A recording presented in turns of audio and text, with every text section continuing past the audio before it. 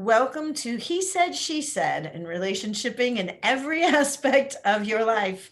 I'm Michelle Hoffman with my partner and collaborator, Master Coach Sean Coe. We are here weekly to talk about whatever might be coming up for you. And tonight, Veronica, you get two master coaches helping you. I know. Victory! So would you like to share a little bit about what might be going on with you, or what do you want to figure out? Is there something you want to figure out that we can help you figure out? Well, gosh, everything really. If it pertains to a relationship, it seems so difficult nowadays. Oh, Well, there is, and not to interrupt, there is the relationship piece, but it's the relationship with every aspect of your life. It's not just romantic, sexual. It is your mindset, your money, like, so you can go any direction you want with the relationship concept, because what Michelle and I realized is that we have a relationship that can be improved with everything in our life, not just our significant other or our kids. Now we tend to talk about that a lot because our most significant relationships affect our life most significantly. But just so you know that the relationship it doesn't have to be romantic. It can be your relationship with anything. Okay. Yeah. So I think I'm currently going through a process of just improving myself in general, in all aspects, whether it's professional. I think it began with my relationship. My partner and I are currently separated. And that kind of led to just my trying to be introspective and just really dig in and see what am I doing wrong, not just in my romantic relationship, just in general. What can I do better to communicate better, improve, and just be a better person in general. That's currently the journey that I'm on. I know that Michelle, we've kind of been trying to connect for a while. I was in California. I'm from California. So in May, I went to California, spent some time with my family because, like I said, my partner and I separated. And I came back, and I've just been on this trajectory of finding a better job, spiritually. I was recently baptized because I felt like spiritually I needed that in my life, to improve my relationship with God. I've never really been religious, but I felt the spiritual need to find something, something to give me hope, if you will. And I've kind of found myself. I was going through a lot of emotion, a lot of depression, not only just in relationship. I've lost a handful of family members in the past 5 years, all within a year. And it's been a really rough time. But I took all of that, and I'm taking all of that currently and just trying to flip the script. And instead of like letting everything fall to pieces, I'm trying to find a way to just make everything better. And I have to start with me. So I think that's the best. I think that's the relationship that I want to fix the most, is my relationship with myself, because I feel like I've lost myself a lot in my relationship. We were very enmeshed. So I'm trying to find myself again. And with that comes, just currently looking at other opportunities professionally, which, to my surprise, I feel like I'm on my way. So yeah, I think the biggest help that I need, honestly, is communication, just communicating better, healthfully, with everyone around me, not just my partner, but just being a better communicator, being kinder. And I don't know. I think there's a lot of things that I can improve upon, but I think that's the most important for me, is communication, because I don't want to blame it on culture, but my family is from Mexico. I am Hispanic, but sometimes you grow up in a household and you really do take on those habits that your parents have, and you grow up in a household where we're just very fiery Latinos, and the way that we communicate is very different from other individuals, all over the country and the world. So just learning how to adapt in general with different individuals and communicate better. I'm so excited about you, Veronica. Oh, well, I'm glad I you are. I know. I can't wait. I mean, like in the next 49 minutes, I can't wait to see the look on your face. Oh, okay. Um, here's why I'm excited about you. Okay. What we've already been communicating, we get it. How old are you? I'm 35. Great. Um, so what you just shared with us, with Sean and me, is that you have just stepped into a developmental phase of your life that is outside your comfort zone. It's outside what you've been taught growing up. You don't necessarily have the role models for this, but just as you went from being a toddler to a walker to a runner to a kindergartner to an elementary school kid, junior high, high school, college, all the things, to being an individual, to understanding, going through puberty. So you just explained to us that you are ready for the next developmental phase in your life. And what you added at the very last comments that you made is that you've got this fiery spirit about you. You know that you're ingrained in your culture and you appreciate your heritage and who you are and where you came from and how you are the statue that you are, Michelangelo, literally chiseling who you are becoming. You know who you were, you know who you are. And now it's like, how do I figure out who I should be stepping into becoming? That's what I heard. Did I hear you right? That's a good point. I never really looked at it that way, but yeah, absolutely. Because I've You're never like, stepped yeah, outside. yeah, what she said. Yeah, what she said. No, I've never really looked at it that way. I'm just, like I said, I'm on a journey, but I've never looked at it like stepping into a different phase, if you will. Mhm. So that, yeah, that sounds about right. Right. So excited. I told you, I'm like, I'm so excited about you.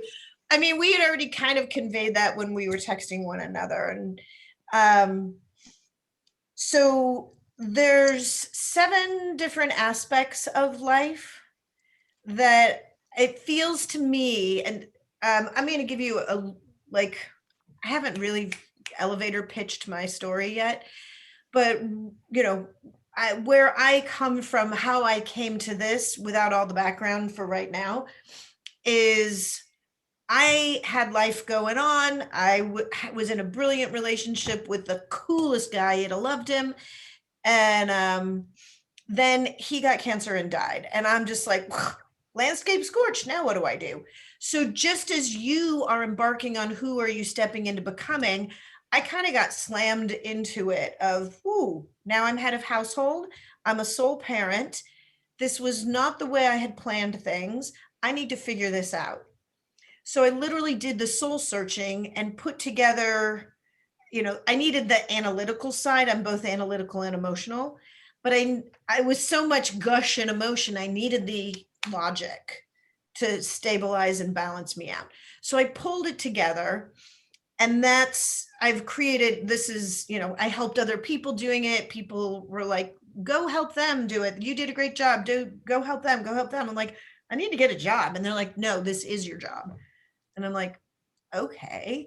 So basically, I wrote the book on that, Life Worth Living, a practical and Okay. compassionate guide to navigating widowhood and soul parenting.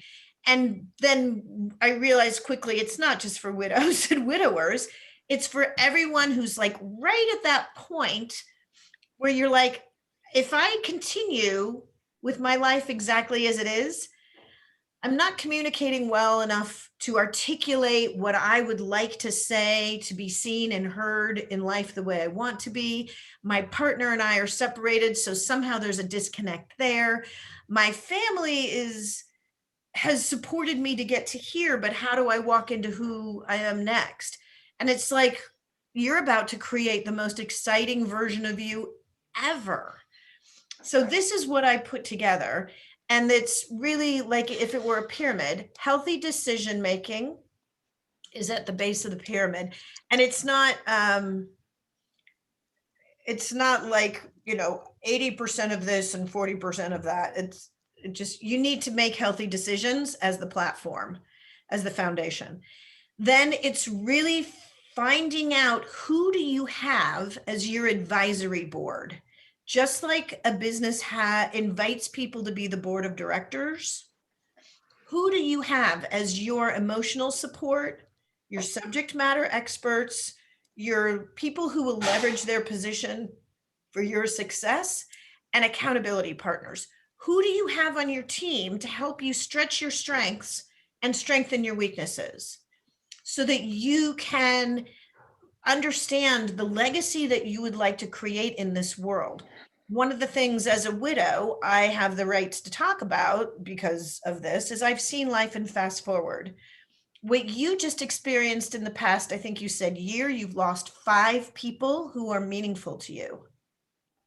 In the past 5 years, each a year apart. Oof. Yeah. So you're Or like, less than.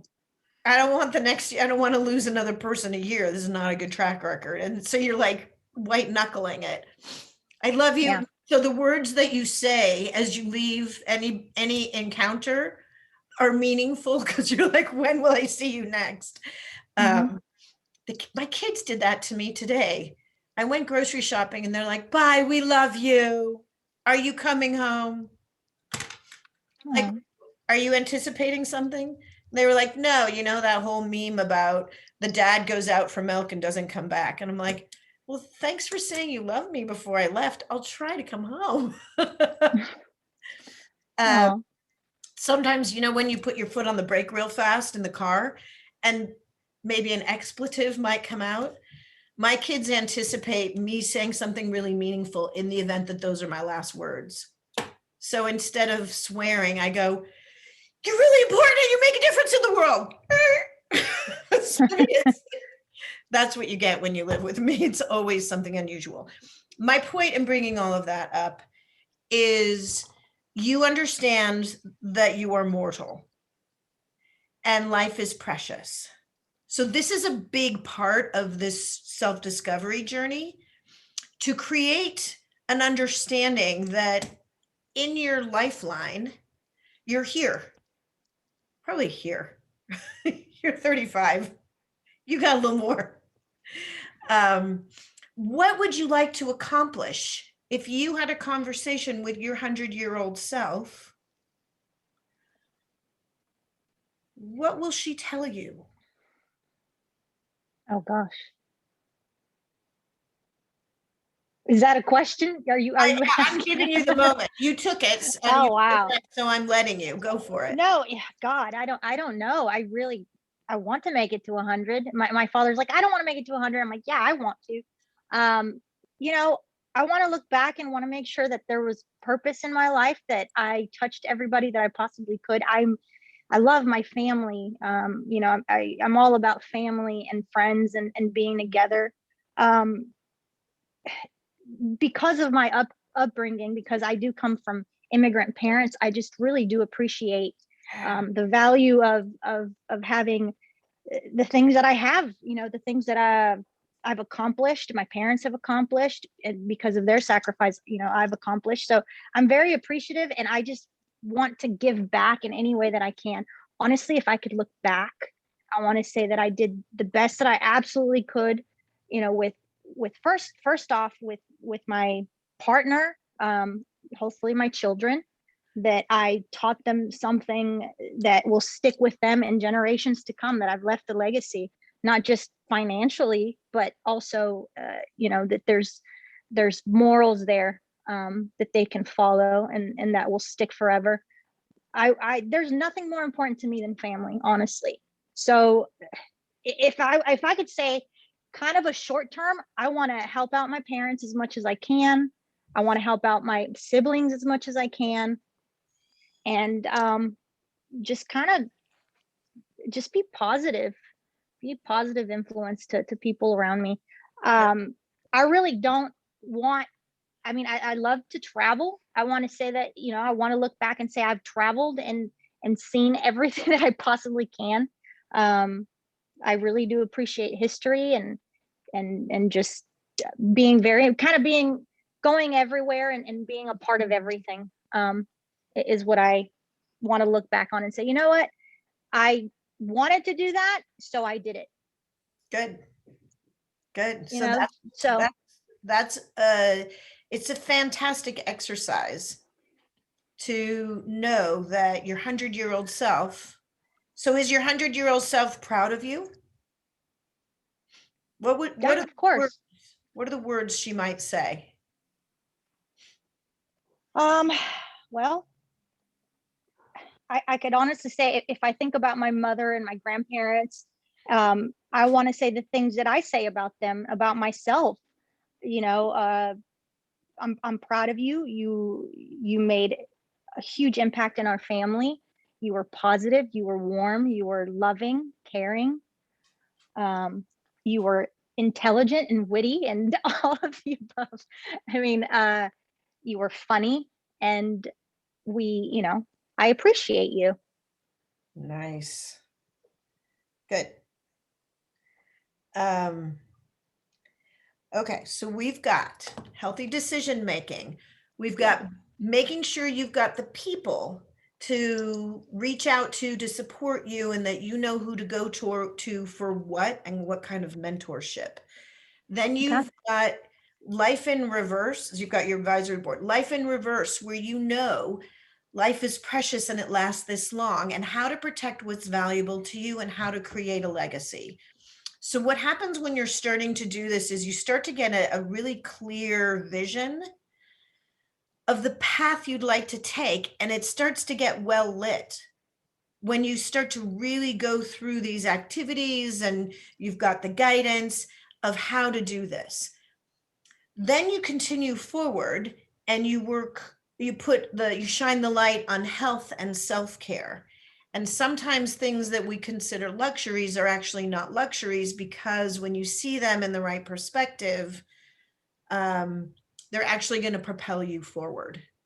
And then how to develop some sort of what would be appropriate for you type of peak performance. Then career, revenue, and resource. Did I hit all of them? And then, oh, I hit the biggie. Relationships. The relationship with yourself, the relationship with your family, community, and an intimate partner. Then, of course, as Sean was pointing out, it's your relationship with money, your relationship with your career, your relationship with your senses and your existence in this planet, with, you know, making purchasing decisions, whatever. And then at the top of the pyramid, which makes it all worthy, is fun and diversion. Just being confident enough that you will be able to create the legacy that you would like to create and connect with the people and have the impact you want to have in the world. Knowing that you're on the path to do that changes your ability to lean into who you are. And it just, I have this golden thread theory that when you've got that going on, it just glows out of you. It doesn't matter if you have no makeup on or whatever, it glows. People can see it from 100 miles away, because you know that you are accomplishing what are set here on this planet to. This is your why. And that's what makes everything fun. It makes it easy to laugh. It makes it enjoyable to be in relationships. It takes the stress out of things because you know you got it going on. Yeah. Sean, do you have anything to add to that right now? You're doing great. Just keep going. Yeah. Well, I have spent some time on this one. Right. So that's a little bit about where I see the lens of how to help you make these decisions for yourself. Does that, I mean, Yeah. what am I missing? Am I missing anything? Career, revenue, and resource, I said, so that speaks to financial literacy. No, I don't situation think awareness. you're not missing anything. The next layer is drilling layer by layer to more specificity, right? Like, and so what we want to do is the conceptual to the tactical. So when I plan something out, there's a directional, like the overriding big view. There's the strategic, like what are the layered steps? And then there's the tactical, what do we do today? So we just covered the conceptual, and now we'll drill down to more specificity, which will lead to direct action steps that you can take the minute this call is over. All right. All I'm right. excited. And the cool part about that is it allows you to take your eyes from the big picture and focus on what you can control in the moment, knowing that the big picture becomes an inevitable result because it's all built in alignment. Ta-da. Yeah. Strategy might be my playground. So. Right. Well, sounds great. Of all the things I just said, did any of them feel like, ooh, I don't have this one? Let's go. I don't have, Yeah. Well, or maybe a better way to phrase it would be is if you put all of those on a 0 to 10 scaling. Right. And I can what actually, would be the one that lags behind or you think needs the most attention? I can, and if it doesn't come obvious, I will just go ahead and we can do a confidence assessment. Through. it's my career. I think that I lack there in the sense I actually do very well. I didn't go to college, and I'm a business implementation analyst at a company that I've worked for 13 years, and I do fairly well. But I feel like I got into this job, and I've been here, and I do very well, but I'm comfortable now. I'm comfortable because I work from home. I have my 4 weeks vacation. I have my 401k, and I know everyone. I've got a great rapport with everybody that I work with. So I'm comfortable now, and I'm not looking outside of that at this. Well, I am now, but I wasn't, and I haven't for a long time. I used to be a mover and a shaker. I told myself I will never take a step back in my work. I say career, but when I work, if I'm making $7 an hour, my next job, I got to make 10. My next job, I got to make 15, so on and so forth. And even though there's been for me, I feel like I've reached a point where I'm like, I want more. I want more out of my career. And I really haven't done anything to make that happen because I've been so comfortable. So I would say that that's an area where I feel I'm lacking, because I think even though I was a very driven, independent, younger individual, I haven't been for a while. So that's an area I think. Career. My relationships are very good, but I have a relationship issue with my partner. She and I just have very bad communication. We can't fight healthfully. We disagree, and we can't really accept the disagreement we have. We both have to be right. We're both very stubborn. So I would say career, and then my partner relationship is a big problem at this moment. Right. Everything else, I think, I'm trying to improve myself through different areas, exercise, working out, spiritually, doing all of the things that I told myself when I came back here from California that all the things that I said I was going to do that I haven't done, I was going to do them. And I literally have a board here, and I've checked all of them off within 3 weeks. And I thought to myself, why wasn't I doing this before? Why did it take me 3 weeks when it's taken me 5 years to get to these things? So I think career has been one of those things where I've put on the back burner. My relationship, even though we worked on it, it could be improved. Let me ask you this. Would you like to real quickly go through my confidence assessment? Sure. Hit all of the things. Okay. Because I saw you took notes. You did a really beautiful job. Let me just compliment you on that. And I Thank also you. want to acknowledge you for what you've accomplished. Not just, I realized I was like, well, what's the biggest area we can help and make the biggest impact right now? But that was, I think that's me trying to help that. But let's acknowledge all that you have accomplished as well. Yeah. So insert the percent confidence that you have this aspect of your life 100% secured, or whatever percent it is.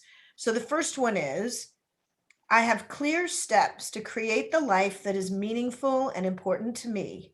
I have deeply considered how my life lines up with my values and priorities.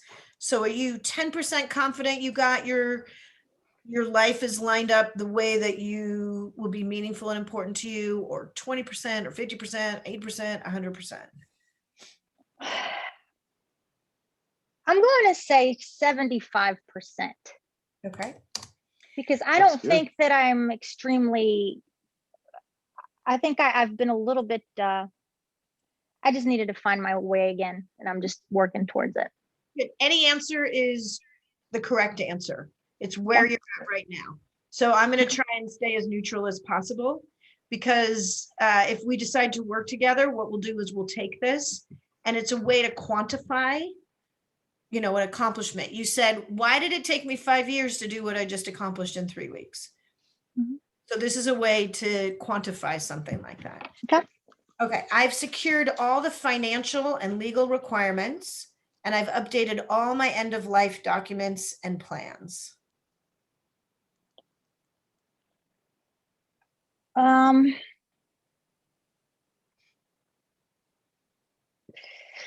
That's a hard one. I'm going to say 75%. Okay. I've got the resources and the right people in place to help propel me toward my goals and dreams and support my loved ones' success in theirs.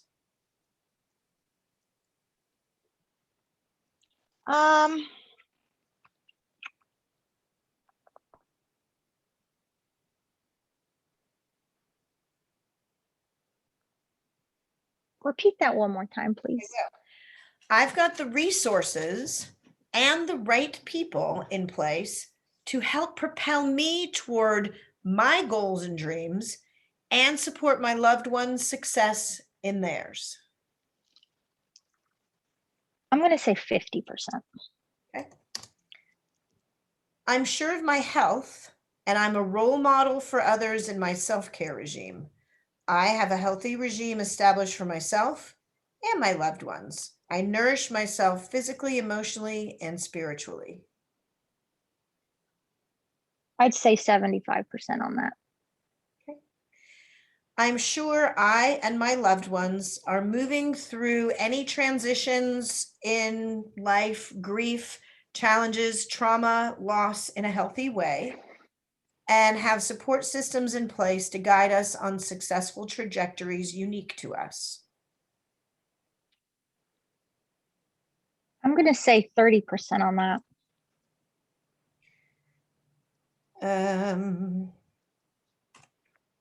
I'm surrounded by the right people and activities to guide me, and I can help others. I know how to address changes in relationships and how to develop new relationships. It's hard for me to answer that because I feel like I've been on a different path now. So it's hard not to think about my old self versus my newer self now. So I'm going to say 50% on that. Okay.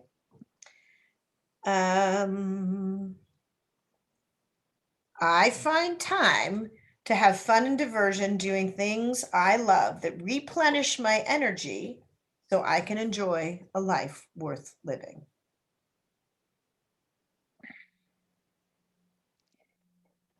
I'm going to say as of recent, probably 25%, 30%. Okay. Awesome. And I will share this with you. Okay.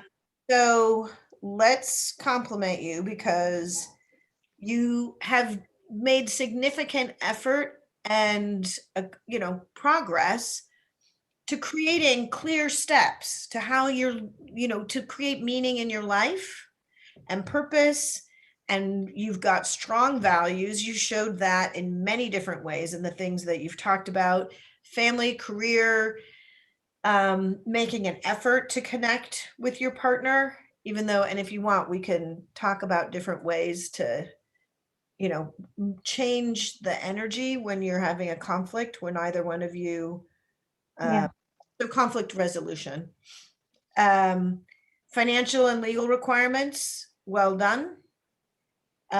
Putting people in place and having the revenue and resources. Actually, I mean, like if you change one thing, that's a really, all you need to do is change one thing and the rest of the stuff follows. It's amazing how that happens. Putting together an advisory board, like I said, reminds you that you're not as alone as you think you are, and that when you know the right people to go to, or the places or the things or the resources to go to, and what questions to ask, and where their zone of genius ends, so you stop asking at a certain point and then go to the right person for the next thing, it's easier to feel confident and take risks, because, like I always say, you can stretch your strengths and strengthen your weaknesses for proper balance. But sometimes we have imposter syndrome, or we're uncertain, or whatever. When you know you've got the right people in place, and if there's an area that I'm just like, I need a minute to think about this, I can throw it to Sean because I know he'll get it. But when you have that in place, it gives you the confidence that you wouldn't necessarily have had otherwise. So even if you're not tapping into them, knowing you have them, that you could, gives you a, I am Beyonce, Sasha Fierce, I can go out and do this. Yeah. It gives you a new energy for it. Health and role model, great. I'm sure I and my loved ones are moving through grief, life challenges, trauma, loss in a healthy way. You've had some repeated hits, people who are no longer available.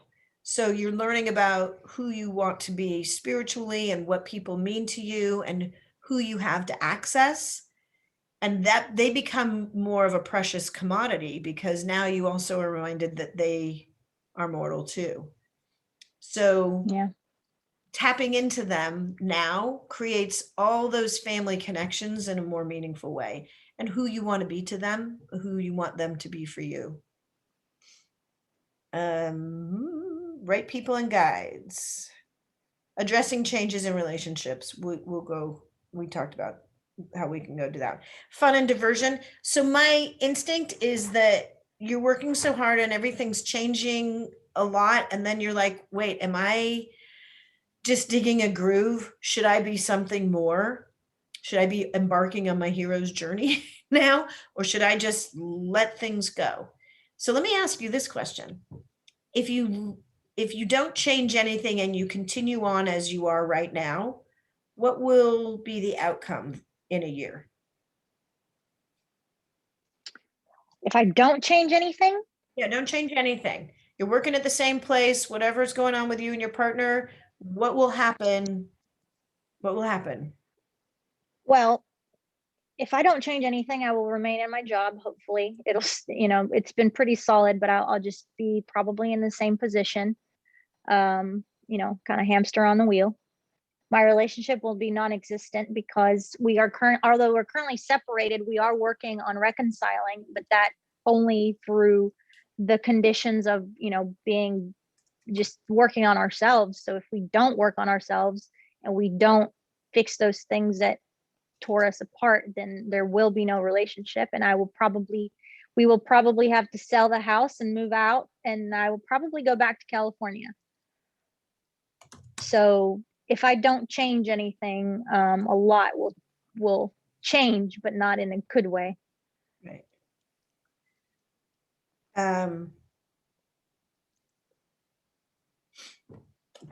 What's your instinct? Do you want those things to happen?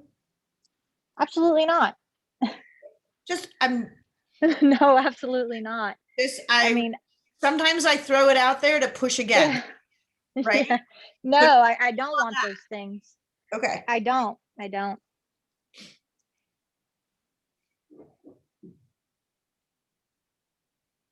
Um Okay. Sean, I don't want to hog the airtime. I know you have. Well, I think that, like, I think it's getting pretty clear the two main areas that would make the biggest impact on your overall life fulfillment, and that's the career fulfillment and purpose.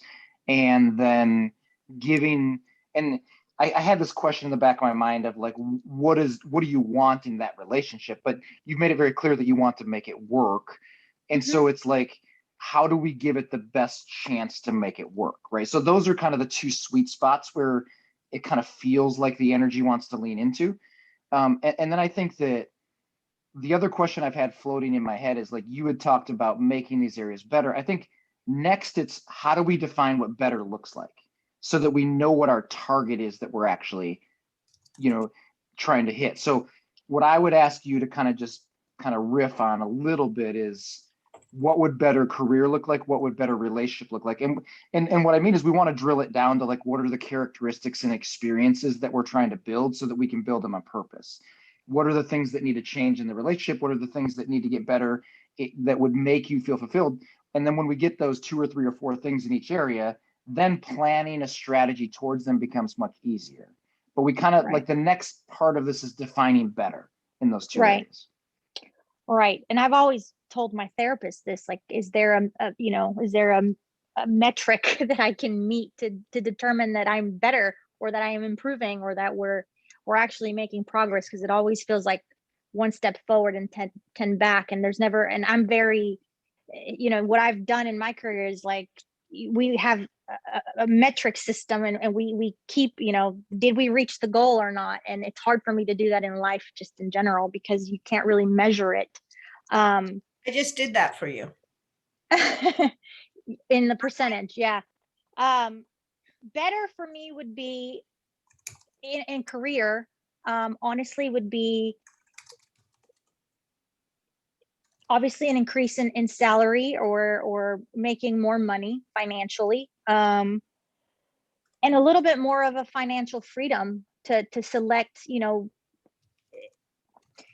career wise, yes, money is important, but also work life balance is important for me. So I would want to have a little bit more freedom to do the things that I want to do, like traveling is a big one for me. And working obviously is not, you have to work to pay for it, but um so for me it'd be making more money and having a little bit more freedom. So possibly owning my own business, possibly moving into a different career that allows me for that. In my relationship, what defines better? Oh, I don't know what better is because I honestly I could be a better communicator, and I can give you an example.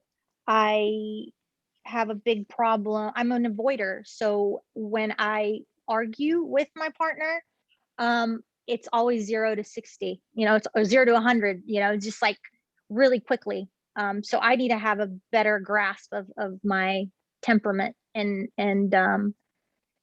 not bottle things up. I don't know how you measure that. That to me would make me better if I could just hone it in.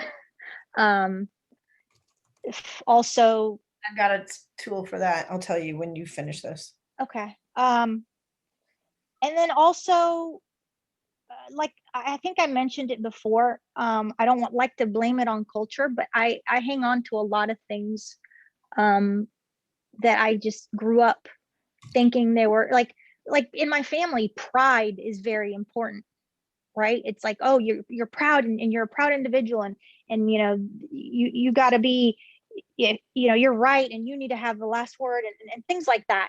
But to me now, pride is a downfall. So uh better would be for me to be less worried about my ego. I don't know how you would measure that, but let go of the ego. Yeah, I don't want to interrupt you. Give me 2 more and then Okay. I'll give you tools for these. Um, These are- gosh, I'm trying. Patience. I need to be more patient. oh, I need to be more patient. And not expect things to be for that. not to be fixed. So I sometimes I just want to fast, like you said, want to fast forward and fix everything and I really need to be patient and let things just take their course. And another thing, let me think. I tend to fixate on things. I'm an overthinker. That may be my OCD, but that's just how I see things. I just really overthink, and a lot of times it's worst case scenario. So it would be good for me, and that's why I have leaned into being more spiritual, is just to try and be more positive and enlightened, so I'm not constantly thinking worst case scenario. Is that good? All right. That's good. All right.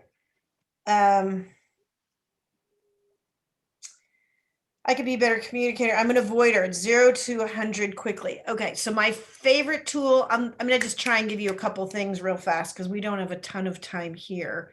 I could be a better communicator. I'm an avoider. It's 0 to, and I'll send this stuff to you. Okay. I should have been taking notes like this the whole time, but I just was like, oop, I can make this happen for you. I need a better grasp of my temperament rather than bottling things up. Here's my assessment. You have a very powerful brain. You know it. You've got a very logical brain.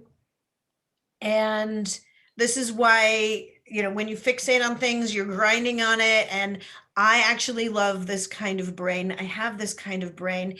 Here's why it's valuable. And I just realized that this is one of the tools that I use. This is one of my superpowers. You have this superpower. You can figure out where I can figure out I am literally everyone in the scene that you have just said.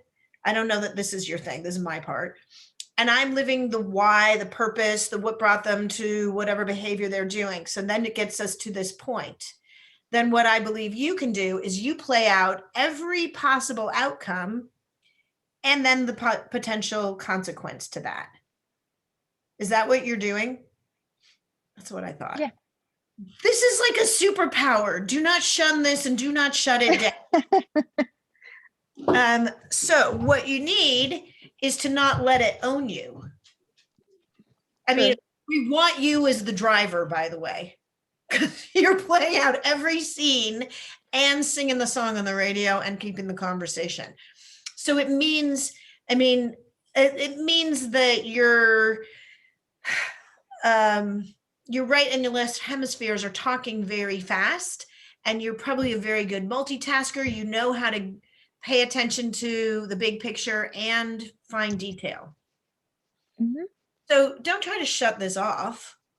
Just realize what it is and what you're doing with it. It's like telling a dog to stop sniffing stuff. It's like, that's not going to happen. Well, yeah, you can't shut it off. But the challenge is that skill is in that's, and this is going to sound really clunky. That skill is in direct opposition of what you're actually asking for. Because that skill is the opposite of being present. And you ask for fulfillment, you ask for choice, you ask for opportunity, you ask for connection. Like these are, the deeper my presence in the current moment is, the more I have what you're asking for. Yet my strategic advantage is being so on top of and processing so much information that I actually can't be present in the moment. And Correct. That's what Michelle's saying, is like you have to own it and it can't own you. This has to be a superpower you use intentionally and strategically, not your only go-to of life experience. Does that make sense? Yeah. Okay. It does. Go ahead, Michelle. Okay. So the way to do that is to feel safe enough in a situation that you can exhale, that you can relax, so that you're not always the lead sled dog, making sure everything's okay all the time, no matter what, everything needs to be in its place. So we need to come up with how do we get you to the point where you can go up that entire pyramid that I was saying, from healthy decision-making, life in reverse, knowing that you're protecting what's valuable, your advisory board, the health and self-care, the relationshiping in every aspect, career revenue resource so that you can get to fun and diversion and you can actually have a good time. Yeah. Yeah. So one tool to work on with, I mean, I can't give them all to you in the next 9 minutes, but one tool to work on, because you were saying you were an avoider, you go from 0 to 100 very quickly. And I call this the obligation Richter scale. Okay. This is for analytical people and engineering mind or business analysts mind. Okay, it's mine. I made it up. It's totally doesn't make sense because instead of going from 0 to 10, I only use the scale from 5 to 10. For whatever reason, you can change it any way you want. But here's the deal. I'm going to use myself as an example and what I did with my late husband, who was an engineer. So he had this engineering mind. I'd be like, I'm going to go out with my friends tonight. I'm going to go out with my girlfriends. We actually don't want you to come. If you have to, fine. It's a 5 on the obligation Richter scale. So I quantified how important was it for you to show up? All right, we're going to do some work function thing and everybody else is bringing their partner. I don't really care if you come or not. It's a 7. I'd like you to show up, but if you don't, you choose. It's my parents' anniversary. It's a 10. Show up. So that might help put your mind at ease if your partner can help you or you can figure out, well, how important is this thing? So sometimes when I'm working with couples, there'll be a level 1 problem and they're turning it into a level 10 reason to leave the relationship. What? There's something else going on. We need to go a little deeper. But then I've quantified it so that we can actually go, yeah, what's on TV is actually a level 1 problem. You get it? Yeah. Think you can implement it? Yeah. I Okay. can. Okay. So now what Michelle just gave you, the concept behind that is that the bridge between your superpower and the fulfillment you want is awareness. She gave you a way to practice being aware of priorities, of hierarchies of importance. And the concept you want to keep with you is, let me be aware of what's showing up and why. Let me be aware of indicators. Let me be aware of my feelings, because that's pulling us back into the moment, right? What do I feel and why? And it slows us down because urgency really is our enemy in almost every area, unless a bear is attacking us. And there's never going to be a bear attacking you, hopefully. And so when you go through the loss and the trauma and the deaths you went through, when you go through the major transitions you went through, when you go through all of the challenges that you've not only survived but thrived through and overcome, part of our brain goes, oh, I have to be hyper aware of what might come next because I don't like not being prepared. I don't like being blindsided. And so I will process as much information as possible because that makes me feel more prepared. Mhm. Well, maybe, right? Because the cost of processing that much information usually comes from our presence in the moment. So Mhm. one of the things you can also do is be aware of when your brain is hyperactively processing information and be like, okay, slow down, trust, I got this. I'm trusting my skills, my survival, my instincts, my abilities, my mindset. Like, turn the trust in from that awareness. And then you had said that you just got baptized. You had said that, that there's this kind of religious opening in your life too. And so that gives us the ability to say, what is the higher power I'm going to turn my trust to as well? And if I can trust a higher power and trust in my ability, it's a good combination to give us some space to be in the moment and kind of like pat that overactive brain on the head and be like, I love that you're part of me, but I don't need you right now. So I'm going to put you in the background just for a bit until I need you. And then when I need you, I'm going to call you and you're going to crush. But right now, I don't need you. Like right now, it's presence time. But that comes from, can I be aware that my brain is over processing information? Can I breathe and ask myself a couple questions? Can I pivot the trust in and towards my higher power? And then from that place, we can start to create some flexibility of space where we can drop in presence. Then the connection, then the fulfillment, then the choice, then the option, it will flood in once we create some space. Right. This is the face that I wanted to see at the end of this call. I knew we'd get to see it. So, have you changed over the past hour? Have I changed? Mhm. I don't know. I mean, there's some new information, so I'm assuming I would say that that's added and changed some stuff. Yeah. So I'm gonna close up the he said, she said on relationshiping in every aspect of your life. And thank you for joining us. Stay here. I'm just gonna stop the recording.